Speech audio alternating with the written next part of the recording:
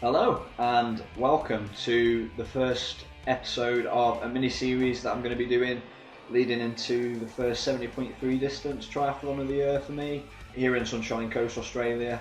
That's on the 14th of September, so it gives us around 12 weeks to build into that, record some training, some single discipline racing and some other life bits around triathlon as well.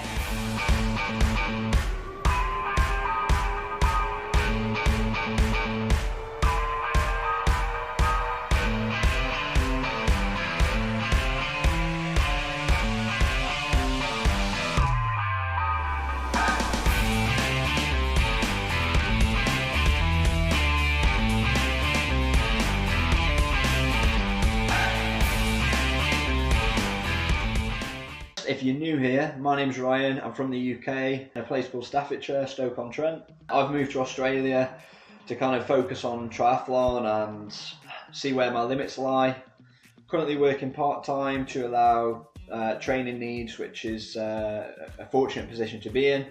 See where I can get to in the next 2 or 3 years and document that journey. So to start it off with a bang, I'm going to start where all triathlons start, in the swim. A few weeks ago I entered a 2.5k open water distance event. It's only a charity event, so it's nice relaxed atmosphere. I thought it'd be good to see where I'm at in the swim, in open water, in those conditions, because I don't think you can really replicate a race just doing it on your own or in a group. I think those conditions really help to see where you're at and kind of help more mentally than anything else. But also it was a good chance to see how swimming in a 50-metre pool, which I've done over the past 2 months, how that translates into open water because of the less turns, the more strength you have to swim over a 50-metre pool. So it'd be interesting to see how that's translated. So the other thing that was quite interesting about this race is it was in the Mooloolaba Bay, which is the space where they hold the 70.3 Sunshine Coast. So ideally it would be a longer swim, just in the same place, so relatively same conditions, relatively same start and finish place. It was part in the bay and it's part in the open water as well, open the sea, so part of it's protected, nice and flat, and then you get further out and it goes to a little bit more of a rougher conditions that you usually see out at open sea. So first I'll start on some pre-race thoughts to get kind of a gauge of where I was at in my head before the race, and I was probably hoping to come in somewhere between 128 to 129 at the faster end, and at the slower end somewhere probably between 138 depending on the conditions. And yeah, I just didn't really know where I was at. I knew I was somewhere in between there, but didn't exactly know where.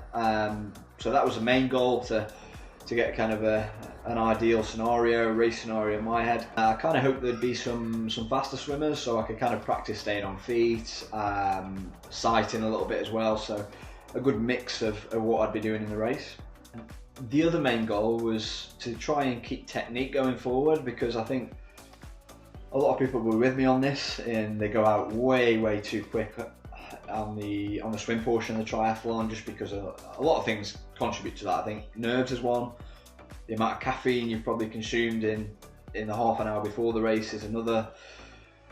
Probably an ego thing as well. You probably want to get out nice and quick to establish positions and things like that. And I think also a lot of the pros, they talk about going out really quick, and I think as age groupers we might feel like we have to do the same, where is most of the time where I've gone out too quick, it's just too hard to recover, my heart rate's sky high, and the muscles are on fire, so you can't really keep any technique. So the other main goal was trying to keep that technique and actually build into the swim, rather than go out thrashing and be absolutely annihilated by a K in and you've still got another K to go. It's quite a long way. So let's go to race morning to see how I got on before the start.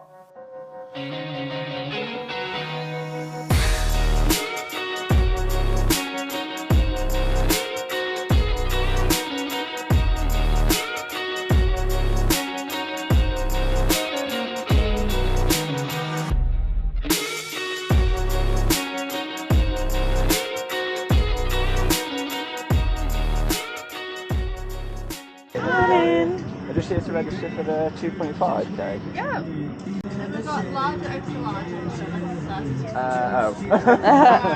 Get a large. Yeah. Run out. Thank you. That's your timing chip, so that one goes around your ankle. Either one is fine. That's the food or drink. Oh, perfect. Thank you. Thank you. Best of luck.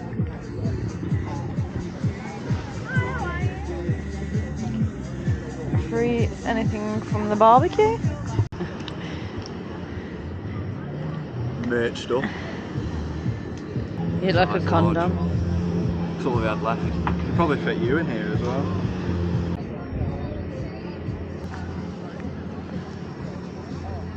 Good morning, everybody. Welcome to the beautiful Saturday morning Sunshine Coast Island. All 10 kilometre participants to the starting line. You should do a video where it's just the faces you make when putting a wetsuit on.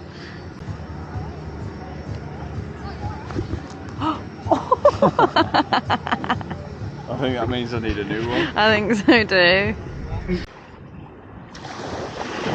Oh! In 3, 2, 1.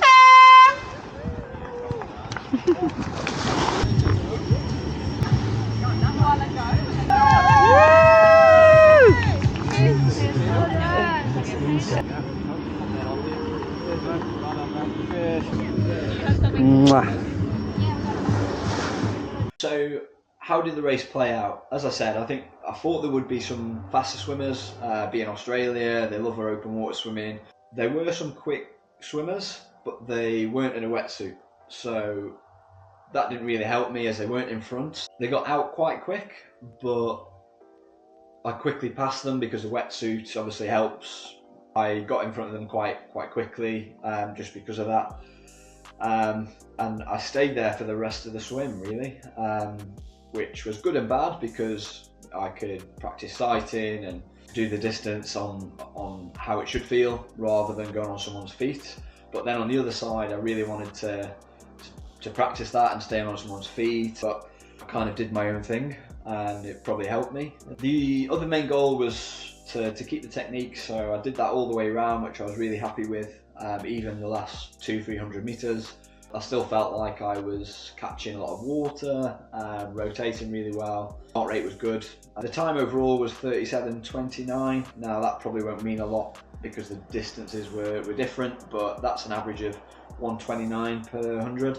So I think that puts me around a 28:30 in a 1.9k swim, which I'm over the moon by. That's probably my quickest swim in a 70.3 has been. I think I came out 28:03 in Bolton last year. That was probably my quickest swim, but that was, drafting assisted, so I stayed on someone's feet for quite a while and didn't have to do much sighting. So all things considered, I think it was quite good.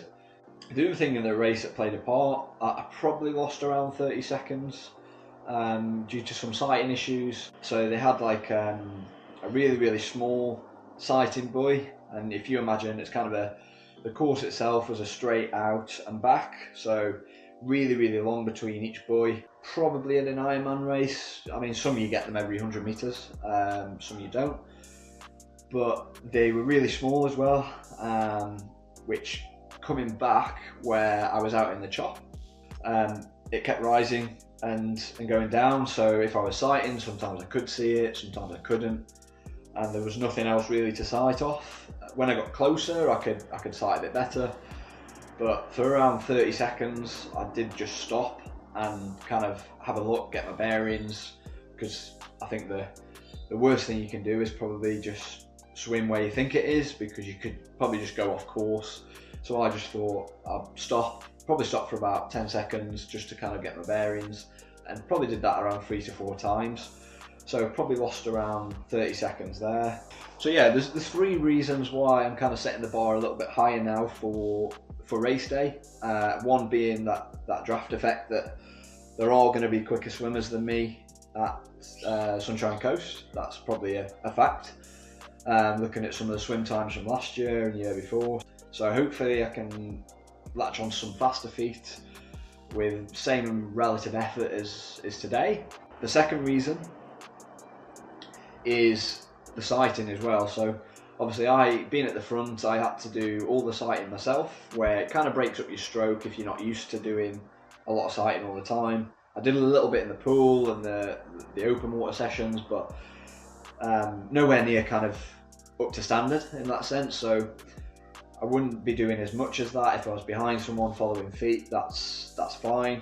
And then the third reason is just because the distance is smaller. Hopefully I can not go out harder, but I'm trying to build into the swim. So towards the end I could probably give it a little bit more. By the end of this one I felt like I could probably go a little bit further. So yeah, being 600 meters less, I think I could probably send it for the last 300 to 400 meters if I had to. So yeah, those three reasons, I think I'm going to set the bar a little bit higher, trying to come in somewhere between a 20, mid 26